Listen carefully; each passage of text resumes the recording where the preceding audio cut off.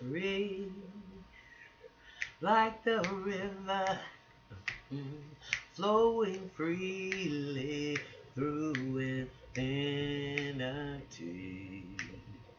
Free to be sure of what I am and who I need not be. Free from all worries.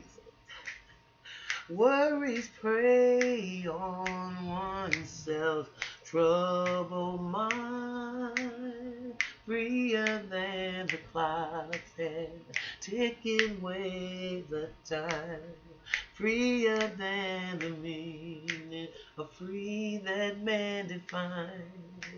Yeah, free. Hey, wait. Good morning, good afternoon. Good evening, family. It's been a minute. Excited to be here. Welcome to the Mental House. And I am your host, Khadijah. Listen, first of all, the first thing I want to do is I want to apologize to the universe. Um, a few trolls was on the page, and then I want to apologize to myself because I didn't put my best foot forward. Um, I should never responded to the trolls, but of course, it wasn't one of my best weekends, and I did um, before I kicked them off.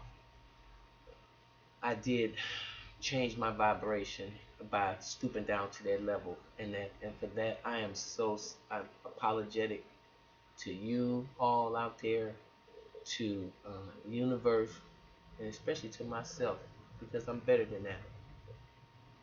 So, with that being said, let me move right along. Um, I saw this episode. I hope all you guys had a great, wonderful weekend. Everything went beautiful for you, and you did whatever you wanted to do and made the best out of this weekend. Hope that's what happened for you. I had a chance to sit back and chill, and actually, I saw an episode of Oprah's Life Class, a few episodes, and I'm going to be doing a little reviews on Oprah. I think that is a real good thing to review because, as y'all know, I'm sure you can tell. Well, especially those of you who are maybe Generation Xers um, and beyond, y'all might not know it as much as the baby boomers and the Xers and the children. Because, well, I won't say the children after the Xers because the world is different. There's a different phenomenon. It's definitely a different day and age and time than it was when I was coming up. Things are faster. Um, I think about the kids today. Um, they're so much more advanced than the children of my generation. Uh, So, I mean, they have everything at their disposal. They have the internet. I mean, these babies, it's incredible. Even my grandbaby, I mean, she wants to hit the keys and stuff like that. So, and her dad, when he's at home and when he's working and he has her, she's right there doing. So, and can't believe it because she actually knows, and she's very young. Y'all see her. She knows how to actually, hit keys and stuff. And I'm like, wow. And she's looking to do that. She gets excited when she sees the keyboard. So I know I don't need nobody to tell me that this planet is on a different vibration. There's information and truth all over the planet. The lies that we regurgitated and were programmed to believe in, like, and the things we did, like when we pledged the allegiance to the flag and all those other things. I think at this point we understand what America stands for, what we were doing, the programming that everything really is.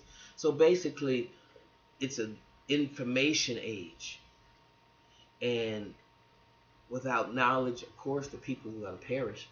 So this is a day that is totally different than my generation, and I'm wise enough to understand uh, working with younger people keeps me young, keeps you thinking young, keeps you sharp, keeps you, I mean, because you have to change. That's the only thing that's certain. Now, of course, that does not mean that you are going to um, regress to a teenager. But what it does mean is that you are aware of the knowledge on the planet. And sometimes, I'm getting my little nephews and young people, 8 and 9, uh, to do things on the computer that, oh my God, it's incredible what they know. So, with that being said, just as we know that the world is shifting, there are some of us that really, really need to be able to understand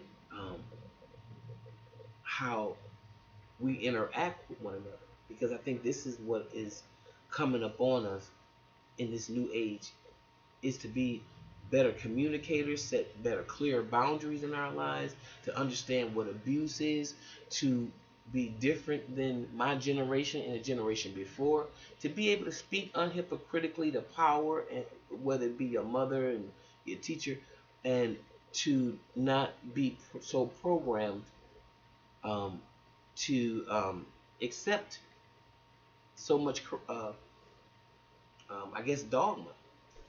So I'm saying that to say they had a thing called Baiter. And you may be like, what is a Baiter? Well, Baiter are people that show up in your life. B.A.I.T.E.R. Baiter. So either you a bait, you know what bait is. If you're going fishing, you reach down in your little box and you get you a leech or a crawler or whatever you use, and it's called the bait for your fish hook, and you put it onto the hook and you cast your reel into the water, and voila, hopefully, if you're good enough, if you baited that uh, uh, food on there just properly, then the fish won't be able to get it off right away. He'll be eating on it, and then you can drag him in when you fool him, because you camouflaged the hook pretty well. Well, you've hid the hook pretty well, I should say. Well, there are people in life that are just that way. You have backstabbers, you have abusers. So B is for backstabbers, A is for abusers, I is for imposters, because we all wear masks when we show up. Usually, people say call it putting your best foot forward, but no, people have gotten so putting your best foot forward is a lot different than wearing a mask. Because hey, um, social scientists have proven that that's the way most of us operate when we're out and when we're about. We use uh, social masks. Then you have your takers.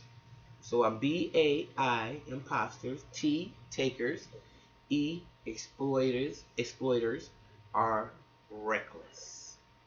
Wow, that means they're reckless with their behavior. They'll be reckless with their bodies. They'll be reckless with yours. They'll be reckless with how they treat you, and you will accept it because you have been exploited. Um, how many people do we have, and how many of us have been the victims on some end of that? Okay, so once that you've established that, then you have to understand that um, you can never invest more into a relationship or anything more than you are willing to, than you can afford to, and then to do it in the name of love, um, which most of us do. We end up finding out that none of these characteristics exemplify love at all. Love is patience and love is kind. It's certainly not backstabbing and abusing and being an imposter, just constantly taking, exploiting, and being reckless. And that's no love in that whatsoever. And so those of us who have been on the receiving end of that type of treatment, and we've confused that with love, to further from the truth. In fact, mm, you have to examine all those components so you can come up with a different narrative for your life. Otherwise, you're gonna continue to feel like you're spinning your wheels in mud.